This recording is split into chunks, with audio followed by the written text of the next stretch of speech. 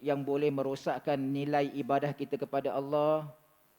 Tapi pada waktu yang sama Allah juga berikan kita fadilat-fadilat kelebihan yang boleh kita raih. Sama ada dengan amalan-amalan membaca Al-Quran, sama ada kita rebut waktu-waktu ketika kita sahur, begitu juga dengan bersedekah dan yang lain-lainnya. Jadi di sini tidaklah semuanya kita nampak negatif sahaja. Begitulah yang Allah Ta'ala ingin uji. Tapi satu perkara bahawa kadang-kadang memang lumrah kita manusia. Ada kalanya yang tak boleh itu kita terlanjur pula lakukan. Tak sengajalah ataupun kadang-kadang mungkin sengaja. Tapi rahmat Allah Subhanahu Wa Ta'ala begitu amat luas. Saya sebutkan satu contoh. Sebab ini berlaku pada zaman Rasulullah sallallahu alaihi wasallam. An Abi Hurairah radhiyallahu anhu qala jaa rajulun ila an-nabi sallallahu alaihi wasallam faqala halaktu ya Rasulullah. Ini riwayat hadis tentang sahabat yang ketika dalam bulan Ramadan melakukan hubungan seksual suami isteri. Ini saya nak gambarkan pertama sekali, walaupun mereka ini kedudukannya sahabat, tapi lumrah manusia ada melakukan kesilapan. Dan Allah Subhanahu Wa Ta'ala ingin jadikan sebagai satu sandaran hukum panduan kepada umat-umat yang datang selepas baginda sallallahu alaihi wasallam ini, selepas daripada zaman baginda dan sahabat, untuk menunjuk bahawa ada kalanya berlaku kesilapan dan ada pula jalan keluar daripada kesilapan tersebut. Tak adalah terus dianggap tadi seperti seorang sahabat ini bila dia bertemu Rasulullah, dia kata halaktu ya Rasulullah, binasa aku ini ya Rasulullah. Dia menganggap dia dah lakukan satu dosa besar, macam tak ada harapan lagi lah di sisi Allah Subhanahu Wa Ta'ala. Rasa-rasanya Allah tak akan ampunkan dia, habislah aku ni. Ya? Dia datang Rasulullah, dia beritahu, dia mengadu, halaktu ya Rasulullah. Wa ma ahlakaka? Maka kata Rasulullah, apa yang menyebab engkau ini binasa? Qala waqa'tu 'ala imra'ati fi Ramadan. Jadi dia kata, pada siang hari Ramadan ini tadi aku telah bersetubuh dengan isteriku. Tahu bahawa perkara itu dilarang. Tahu perkara itu mesti dielakkan, mesti dijauh. Tapi tetap tak dapat nak kawal diri, itu larangan Allah Subhanahu Wa Ta'ala, maka dia tetap juga buat. Ini umumlah. Kadang-kadang apa juga yang Allah Ta'ala larang, kita terbuat. Tak sengaja. Ataupun dah cuba untuk kawal diri kita, dah cuba nak elakkan, tapi masih juga kita tadi terlanjur melakukan sesuatu yang Allah Ta'ala larang. Tapi bila sahabat ini datang bertemu Rasulullah sallallahu alaihi wasallam, beritahu perkara itu, Rasulullah sallallahu alaihi wasallam tak ada pula kata, engkau ni dahlah tahu perkara ini haram, tak boleh dibuat, tapi engkau juga buat. Apa kena ni? Tak adalah macam gitu. Rasulullah langsung kata, hal tajidu ma tu'tiku raqabatan. Jadi bagi nak menenangkan sahabat itu tadi, kita kata relaxlah. Tak ada nak tunjulkan bahawa engkau ni dah bersalah lah. Tak ada nak tunjukkan dalam majlis tu. Jadi orang itu berjumpa Rasulullah, kemudian Rasulullah cuma kata dengan dia, engkau ada tak hamba yang mungkin engkau boleh bebaskan? Ibarat Rasulullah memberikan jalan keluar kepada dia lah. Cara engkau untuk melepaskan diri daripada kebinasaan yang telah engkau lakukan itu tadi, kau ada tak hamba yang boleh engkau bebaskan? Qala la, tak ada. Fahal tastati'u an tasuma syahraini mutatabi'ain? Maka Rasulullah kata, agak-agaknya engkau boleh tak puasa 2 bulan berturut-turut?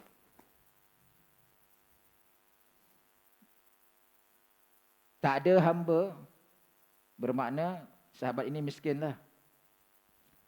Jadi Rasulullah kata, agak-agaknya mampu tak engkau kalau disuruh puasa 2 bulan berturut-turut? Ini puasa 1 bulan je, baru beberapa hari pun dah tak boleh dah.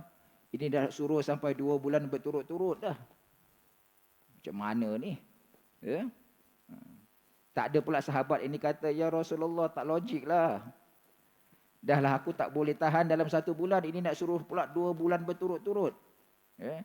Binasa atas binasa lah agaknya aku ni nanti. Ya? Tak adalah. Ya? Jadi dia mengatakan, tak ada, tak mampu. Qala fahal tajidu ma tut'imu sittina miskinan. Agak-agaknya engkau boleh tak beri makan kepada 60 orang yang miskin?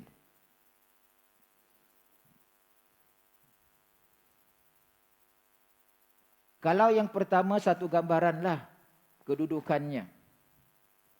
Mampu membebaskan seorang hamba. Pada zaman Rasulullah sallallahu alaihi wasallam, kalau mana-mana pihak tadi ada hamba tadi, dah dianggap kedudukannya tadi kayalah. Kalau tak ada ini, boleh tak jalan keluarnya untuk berpuasa? Tak memerlukan kepada harta, tetapi kekuatan awak sendirilah. Pun tak boleh. Jadi Rasulullah kata, agak-agaknya boleh tak engkau beri makan kepada 60 orang miskin? Pun perlukan harta juga. Pun tak boleh. Summa jalasa fa'utiyan Nabi sallallahu alaihi wasallam bi'araqin fihi tamarun. Kemudian laki-laki ini duduk sebentar, maka Nabi sallallahu alaihi wasallam pun datangkan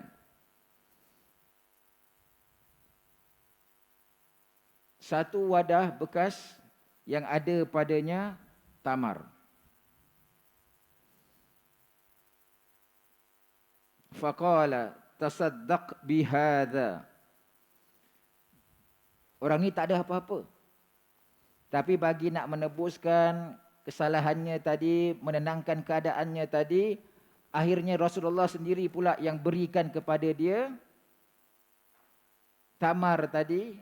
Dan Rasulullah kata kepada dia, engkau ambil ni, kau sedekahkanlah.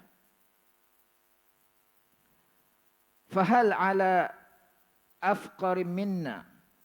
Maka dia kata, adakah orang yang paling fakir daripada aku dan ahli keluargaku? Rasulullah berikan benda itu tadi supaya dia boleh carilah mana-mana orang yang miskin dan dia sedekahkan. Tapi dia kata, ya Rasulullah, ada tak agak-agaknya antara 2 gunung Madinah ini orang yang paling miskin selain daripada saya sendiri dan ahli keluarga saya? Artinya, kalaulah nak dibuat perkiraan, yang ada dekat kota Madinah ketika itu, dialah dan keluarga dialah orang yang paling miskin, yang perlukan itu tadi. Fama baina labunaiha hal bui ahwajun hal baitin ahwaju ilaihi minna. Wa dhahikan Nabi sallallahu alaihi wasallam hatta badat nawajizuhu. Maka bila Rasulullah sallallahu alaihi wasallam dengar orang tu cakap, Rasulullah, tak ada siapa yang lebih miskin untuk saya sedekahkan tamar ini tadi, maka Rasulullah sallallahu alaihi wasallam pun jadi ketawalah. Dan hatta badat nawajizuhu, dan katanya Rasulullah sallallahu alaihi wasallam ketawa bila dengar dia kata macam gitu, sehingga urat tali leher Rasulullah kelihatan tadi. Agaknya kelakar betul lah cerita ni. Dahlah dia tahu dia tu miskin, kemudian dia pula terlanjur buat kesalahan, langgar perintah Allah, disuruh cari orang paling miskin supaya dapat dia bebaskan diri dia, tak ada pun. Tapi akhirnya dia sendiri pula yang dapat apa yang Rasulullah sallallahu alaihi wasallam. Maka kata Rasulullah kepada dia akhirnya, izhab fa'at'imhu ahlaka. Maka Rasulullah kata, kalau begitu kau pergilah dan berilah makan kurma ini kepada ahli keluarga kamu sendiri. Akhirnya ibarat dia tak ada kena apa-apa lah. Tak ada apa-apa kafarah denda ke atas dirinya tadi sebab dia ni dah betul-betul orangnya tadi fakir miskin sangatlah. Tengok kedudukan orang bagaimana. Jadi dalam hal ini saya bawa contoh satu lagi riwayat. Ini bagaimana Rasulullah sallallahu alaihi wasallam bila berhadapan dengan sesuatu keadaan, Rasulullah masih lagi suruh buat perkara-perkara yang patut dibuat. Tapi kalaulah dia tak mampu, barulah Rasulullah sallallahu alaihi wasallam akan anjurkan dia supaya buat yang paling ringan yang mampu dia buatlah kalau masih dia boleh buat. Ini soal nikah kahwin. Maaflah saya sentuh sedikit masalah nikah kahwin. Baik. Dalam satu riwayat, seorang perempuan diceritakan, seorang wanita dalam satu majlis lah,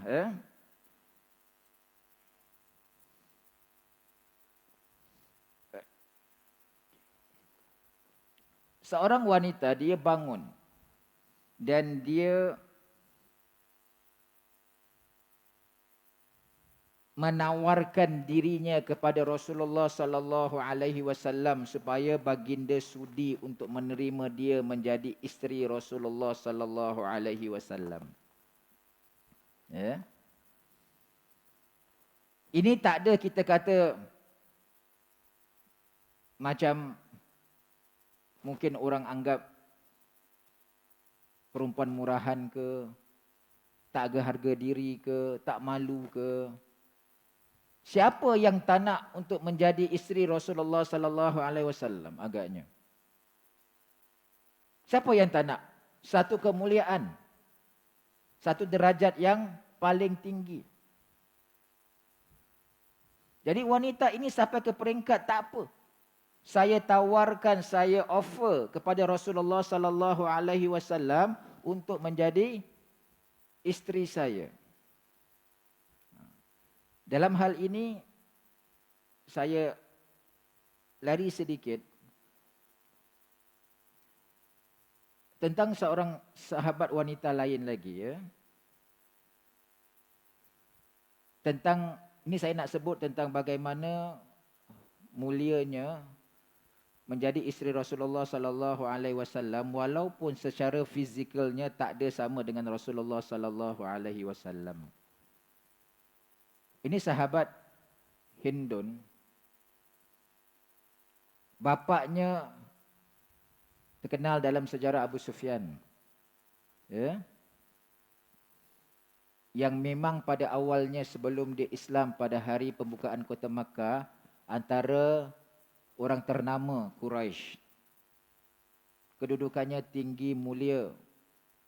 Tapi dia menentang Rasulullah sallallahu alaihi wasallam. Dia ada anak perempuan namanya Hindun. Hindun ini berkahwin. Hindun ini telah memeluk agama Islam lebih awal lagi. Ya, antara orang-orang yang awal memeluk agama Islam dan antara orang-orang awal yang berhijrah ke Habasyah. Kerana tekanan yang mereka hadapi dekat Makkah. Dalam riwayat mengatakan apabila Hindun dengan suaminya, rombongan yang diketuai oleh Ja'far bin Abu Talib, dia ketika itu katanya sedang mengandung. Ya? Tapi tetap dia pergi berhijrah daripada Makkah ke Habasyah. Kerana di Habasyah, rajanya An-Najasyi itu adalah Ahlul Kitab. Di sana katanya dalam riwayat, suaminya akhirnya bertukar agama.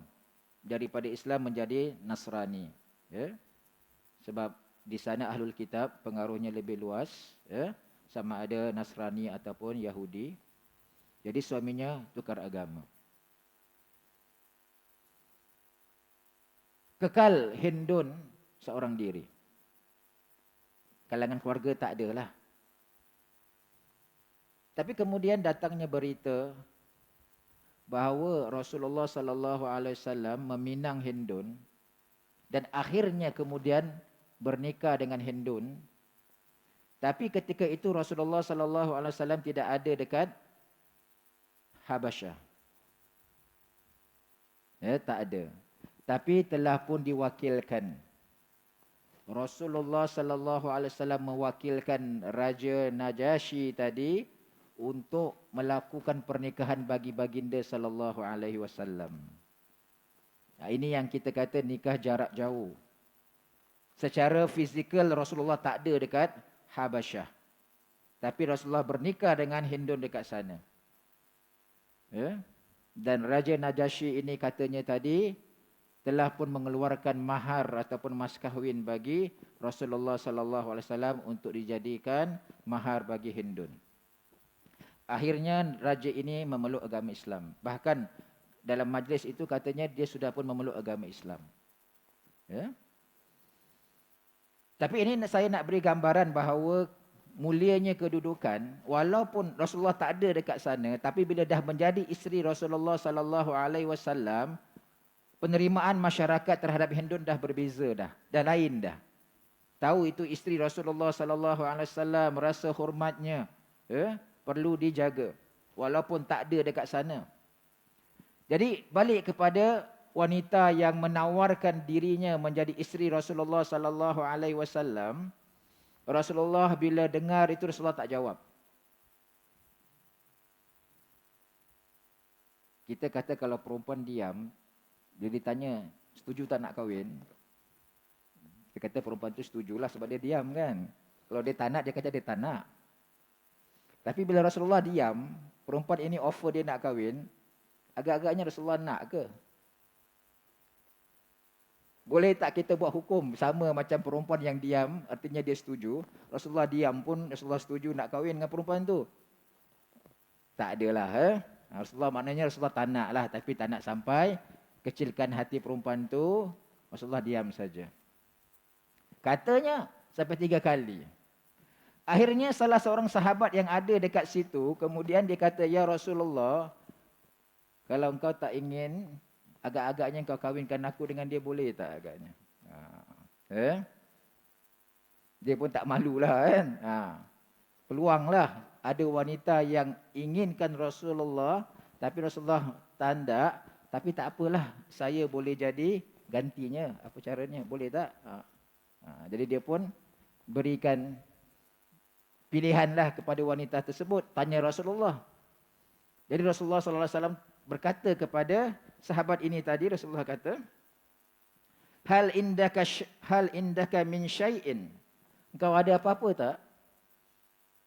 Ini artinya Rasulullah tanya, engkau nak kahwin dengan dia perlukan mahar, mas kahwin, engkau ada apa-apa tak nak kasih? Qala la, dia kata tak ada apa-apa ya Rasulullah. Rasulullah kata, izhab fatlub walau khatiman min hadid, pergi engkau cari, walaupun yang engkau nak berikan dia itu nanti hanyalah cincin besi pun tak apalah. Mungkin dianggap itu yang paling minimal lah. Yang paling kurang sekali kalau engkau boleh berikan cincin besi, berikanlah. Carilah dulu. Fazahaba fatalaba thumma jaa faqala ma wajadtu syai'an wala khatiman min hadid. Dia pun pergi. Dia cari. Kemudian dia kembali kepada Rasulullah sallallahu alaihi wasallam dan dia kata, ma wajadtu syai'an, tak ada dapat satu pun ya Rasulullah. Tak ada juga cincin daripada besi ataupun yang lain, tak ada pun. Faqala hal ma'aka minal Qur'ani syai'un, maka Rasulullah kata, agak-agaknya ada tak bersama engkau ini sesuatu daripada Al-Quran? Qala ma'i surah kaza wa surah kaza, maka dalam riwayat mengatakan sahabat itu berkata, aku tahu surah ini, surah ini. Qala izhab faqad ankahtukaha bima ma'aka minal Quran, maka Rasulullah kata, pergilah kerana aku telah pun mengawinkan engkau dengan perempuan ini apa yang engkau ada daripada Al-Quran itu tadi. Itulah mas kawinnya. Apa yang kau tahu tentang surah ini, itulah mas kahwinnya. Jadi yang saya nak beri gambaran ini tentang bagaimana Rasulullah sallallahu alaihi wasallam dalam hal-hal tertentu cuba berikan jalan keluar. Kalaulah perkara pertama, kedua yang cuba perlu dilakukan tak ada, maka berikan alternatif yang terakhir. Jadi tentang mas kahwin Al-Quran ini, kita tahulah zaman Rasulullah sallallahu alaihi wasallam belum ada Quran yang macam kita ada mushaf ini. Kalaulah sekarang anak-anak muda yang nak kahwin dan dia kata manfaatnya, barakatnya Quran, saya letakkan mas kahwin Quran. Saya punya pandangan tu agak beza sikitlah. Ya, pertama zaman Rasulullah belum ada mushaf. Dan kalau ikut hadis ini yang kita faham, itu bukanlah pilihan pertama. Rasulullah suruh dia cari benda-benda lain dahulu kalau ada. Itulah mas kahwin yang sepatutnya awak beri. Kalau dah tak ada, baru gunakanlah apa yang awak boleh hafal. Sebab awak nak ajar nanti kepada isteri awak daripada surah ini, surah ini, surah ini. Jadi kadang-kadang ada yang mengatakan, Ustaz, saya nak barakah ni, saya nak kelebihan ini, fadilat ini, saya letakkan Quran sebagai mas kahwin. Kadang-kadang jadi bergaduh. Kenapa tak boleh? Okeylah kalau awak nak, awak tulis. Tapi awak tulislah mas kahwin yang lain jugalah. Paling kurang 100 dan sebagainya. Ada tak pula nanti orang kata, Ustaz, 100 pun saya tak ada duit nak bayar ni mas kahwin. Jadi kita kata kahwin tak payah pakai mas kahwin ke? Tak bolehlah. Rasulullah, anak-anak baginda kahwin pun ada mas kahwinnya. Sahabat ini pun Rasulullah kata sekurang-kurangnya ada juga. Simbolik lah kita kata. Jadi masih lagi perlukan. Baik. Jadi ini yang saya nak berikan gambaran lah. Kadang-kadang dalam kita melakukan apa juga ibadah, kadang-kadang kita nak memelihara segala hak-hak Allah Subhanahu Wa Taala. Kita tahu batas-batas hukum Allah Subhanahu Wa Taala, tapi Allah juga tahu kadang-kadang hamba-Nya ini tadi ada kelemahan dan kekurangan. Tapi Allah itu Ar-Rahman Ar-Rahim. Maka itu dalam sebuah hadis sahih disebutkan. Maksudnya lebih kurang begini. Apabila seseorang itu berazam, bertekad, pasang niat, dia nak lakukan sesuatu keburukan, kejahatan, mungkar, maka belum lagi dituliskan apa-apa terhadap niatnya tadi. Dan kalau kemudian dia terbuat benda yang dia dah memang pasang niat tadi, maka Allah Subhanahu Wa Taala kata tulislah satu sahaja dosalah.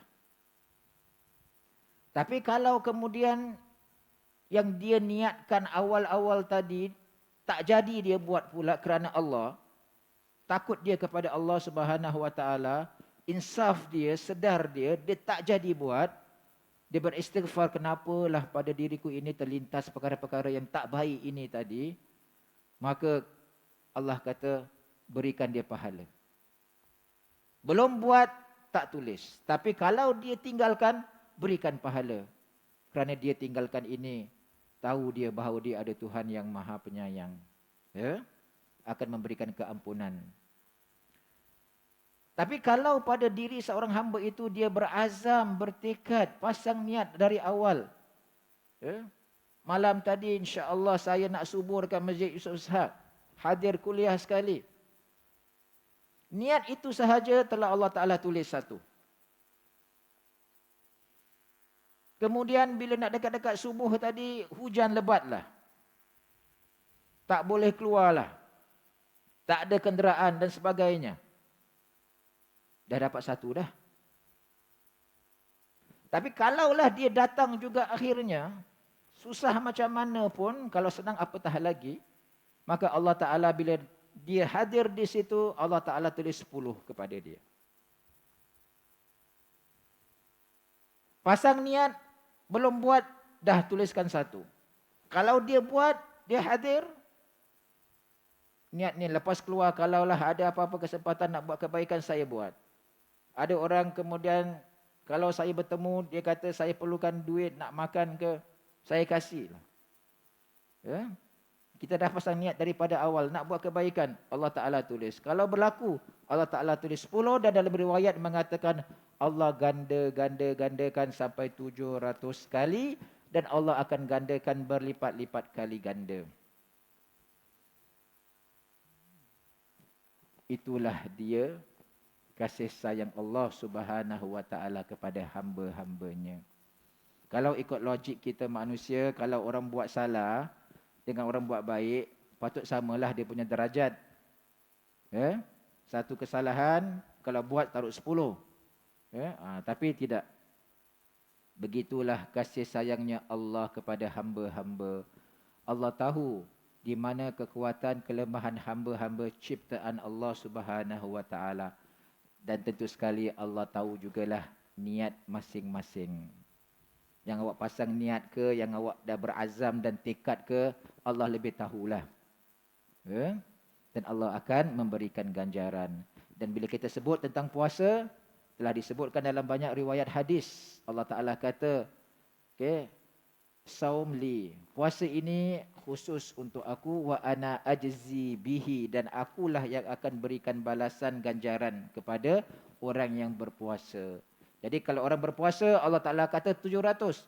Kalau Allah nak lebihkan daripada 700, itulah balik kepada kemuliaan Allah Subhanahu wa taala. Tak ada yang akan kurang di sisi Allah dengan sebabnya Allah memberikan kepada hamba-Nya tadi kelebihan-kelebihannya. Jadi bilalah kita tak dapat untuk mengelakkan daripada melakukan yang Allah Ta'ala larang tadi, tapi kita balik kepada diri kita dan insaf taubat. Pada waktu yang sama, Allah Ta'ala berikan kita peluang dan ganjaran. Ini yang tadi saya sebutkan tentang niat kebaikan. Jadi apabila kita berazam untuk setiap hari bangun sahur, sunnah Nabi SAW, setiap hari berazam untuk membaca Al-Quran, itulah dorongan-dorongan kebaikan yang akan Allah Ta'ala kurniakan. Balik kepada sahur ini, kita pun dah lepas sahur. Tapi itulah antara fadilat-fadilat, kelebihan, adab-adab yang boleh kita kejar dan kita raih untuk menambahkan lagi amal ibadah kita sepanjang bulan Ramadan ini. Disebutkan dalam hadis yang kita biasa dengar, tasahharu fa inna fis sahuri barakah. Bersahurlah kerana pada sahur itu ada keberkatannya. Ya? Kita tahu, kita dah alami bertahun-tahun kita berpuasa, kita bersahur, walaupun kita makan sedikit, tapi tentu ada barakahnya. Kekuatan fizikal yang ada pada walaupun makan sedikit. Dan pada waktu yang sama, inilah yang sering banyak ulama sebutkan, keberkatan pada sahur bukan hanya terletak kepada makan yang kita santap itu tadi, tapi pada waktu yang sama kita manfaatkan waktu-waktu istijabah. Ya? Waktu-waktu sepertiga malam sehinggalah tibanya menjelang subuh tadi. Itulah waktu-waktu yang kita manfaatkan, sama ada dengan qiyam ke, sama ada dengan membaca Al-Quran ke, hatta dengan zikir dan doa sekalipun. Ya? Itulah keberkatan yang ada bersama dengan sahur itu tadi. Ada kalanya sahur itu menjadi pendorong untuk kita bangun. Kalau kita di luar bulan Ramadan, kadang-kadang tak terdorong nak bangun. Payah, sukar. Tapi begitulah, kalaulah ada padanya sahur, itulah yang membantu. Dan lazimnya kita tahulah bila sahur ini, yang bangun dulu siapa? Isteri kita. Maknya anak kita yang bangun dahulu. Dan dialah yang akan lazimnya kejutkan kita dan juga anak-anak. Dan di sinilah saya teringat hadis Rasulullah sallallahu alaihi wasallam. Rasulullah kata, rahimallahu rajulan idza qama minal laili fa shalla. Allah merahmati seorang laki-laki, disebut dalam hadis ini laki-laki, Apabila dia bangun malam, dia solat. Dan dia dah solat, kemudian dia bangunkan isteri dia. Kalau isterinya tak nak bangun, maka dia pun akan renjiskan air ke wajah isterinya.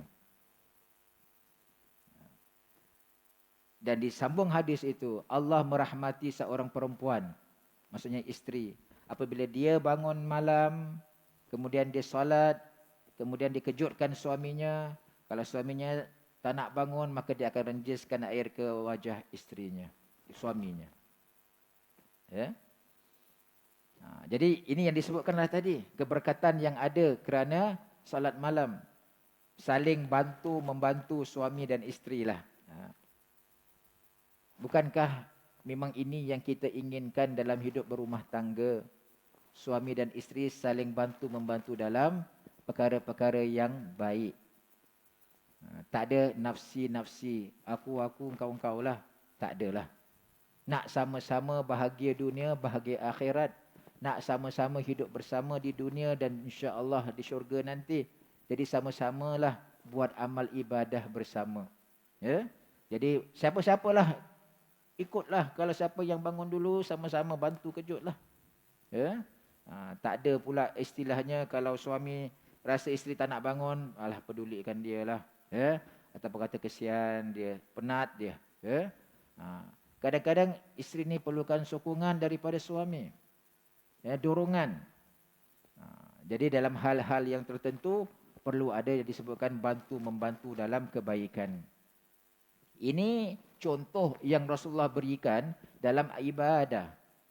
Sama jugalah dalam apa-apa urusan kehidupan dalam hidup berkeluarga, berumah tangga. Peranan suami tadi pun mesti ditunjukkan. Ambil peduli, sama-sama libatkan dalam urusan rumah tangga dan anak-anak. Ya, bukan hanya satu pihak, isteri sahaja. Saya yakin alhamdulillah lah, suami-suami yang ada semuanya tadi mainkan peranan dengan baik. Saya sebutkan begini kerana bila saya berhadapan dengan kes-kes suami yang apply nak kahwin dua, nak poligami, kadang-kadang isteri mengadulah. Ya, anggap bahawa suaminya macam tidak hargai segala pengorbanannya sekian lama. Ya. Dah sama-sama hidup 35 tahun. Anak dah 2 kahwin, dah besar dah. Tinggal seorang saja. Tapi suami tadi katanya tadi sepanjang hidup tadi seperti tidak ada dalam kehidupan anak-anak. Ini katanya isteri lah. Betul ke tidak, kita tak siasat, tak persoalkan. Cuma ini luahan hati seorang isteri. Sama ada dia memang kecewa, marah suaminya nak kahwin, maka dia bawa cerita ke wallahu alam. Tapi ini yang dia sebut-sebutkan. Dan ini bukan satu saja kes-kes yang macam gini yang kadang-kadang isteri luahkan. Ya, hampir banyak juga yang macam gitu bila tiba kes-kes suami nak kahwin lagi, ini luahan hati seorang isteri. Dan anak-anak pun dia kata macam gitu. Dia anggap bapaknya ada seperti tidak ada pun, dia kata macam gitu. Ya. Jadi inilah yang kita tidak mahu berlaku dalam hidup berumah tangga pasangan suami isteri. Ya, segala-galanya pandailah isteri uruskan. Tetapi mesti juga di sana ada penglibatan aktif daripada seorang suami dan juga seorang ayah. Jadi isteri punya peranan yang besar. Sebab itu bila tiba soal-soal perceraian, maaf saya sebut sedikit saja. Bila bercerai akan ada satu istilah namanya mut'ah. Suami kena bayar mut'ah kepada isteri. Kadang-kadang suami ini rasa tidak adil yang saya ni kena bayar mut'ah kepada isteri saya. Ya? Saya dah kasih dia makan, pakai, lengkap segala-galanya sepanjang hidup berumah tangga. Dah bercerai pun dia nak dapat duit lagi. Ya? Ini yang ulama' memang daripada dulu dah bahaskan, dah ada. Sebab Al-Quran ada sebut wa matti'uhunna, dan berikanlah mut'ah kepada isteri-isteri kamu. Ada disebutkan. Ya? Right. Cuma satu aspek. Ini secara logiknya lah. Di Singapura, orang yang boleh apply rumah HDB bujang ada batas usia tertentu lah. Kalau dia seorang saja, ya, ataupun dia mungkin ada mak dan sebagainya. Tapi kalau dia dah berkahwin, automatically dia dah dapat hak untuk beli rumah. Ya. Jadi di situ lihatnya peranan besar sama ada daripada perempuan yang menjadi isteri dia ataupun si suami yang menjadi laki-laki yang menjadi suaminya. Kalau seorang-seorang saja, isteri kata belum beli. Tak ada unit rumah, tak ada unit keluarga yang membolehkan awak apply rumah, melainkan awak dah umurnya 30 lebih ke. Ya. Tapi bila dah berkahwin sahaja, istilahnya dah ada macam hak lah. Jadi ertinya tadi, di situlah peranan awal isteri telah berikan kepada seorang suami. Ya. Kemudian bila dah ada rumah ni, suami keluar kerja dan sebagainya, siapa yang menguruskan soal rumah ini tadi? Majoriti lah kita kata lazimnya isteri yang akan uruskan. Rumah itu tidak akan kita kata kemas, hidup suasananya tadi terpelihara kalau tanpa ada orang yang menjaga rumah tersebut. Di sinilah peranannya yang isteri mainkan dalam hidup berumah tangga. Ya, walaupun isteri itu bekerja. Jadi pengorbanan-pengorbanan yang isteri lakukan inilah yang akhirnya bila berlaku bercerai, itulah yang dikatakan wa matti'uhunna. Berikanlah mut'ah kepada isteri-isteri kamu tadi. Ya. Nanti kita ada kesempatan lain kita boleh bicarakanlah perkara ini lebih lanjut, tapi yang saya nak kembalikan semula bahawa dalam kehidupan berumah tangga, dalam hadis Nabi yang sebutkan tadi, Allah merahmati suami, merahmati isteri, adanya ta'awun 'alal birri wat taqwa, sama-sama bantu-membantu dalam perkara kebaikan dan juga takwa. Suami dan isteri. Insya-Allah dengan peranan sedemikianlah barulah Allah akan berikan sakinah pada suami itu, pada isteri itu, barulah rumah tangganya ada kasih sayang, mawaddah dan juga rahmah. Ya? Wallahu a'lam. Jadi kita berhenti di sini. Insya-Allah kita sambung seterusnya pada minggu-minggu berikut. Terima kasih kepada para jemaah sekalian. Mohon maaf atas kesilapan, kesalahan dan kekurangan yang ada. Kita baca doa ringkas dan kita akhiri dengan tasbih kafarah. Bismillahirrahmanirrahim. Alhamdulillahirabbil alamin. Allahumma salli ala Muhammad wa ala ali sayyidina Muhammad. Allahumma hdina as-siratal mustaqim, siratal ladzina an'amta 'alaihim minan nabiyyin was-siddiqin wasyuhada'i was-salihin wa hasuna ulaika rafiqa. Allahumma ij'alna mimman yastami'una al-qawla fayattabi'una ahsana. Rabbana la tu'akhidhna in nasina aw akhtana. Rabbana wa la tahmil 'alaina isran kama hamaltahu 'alal ladzina min qablina.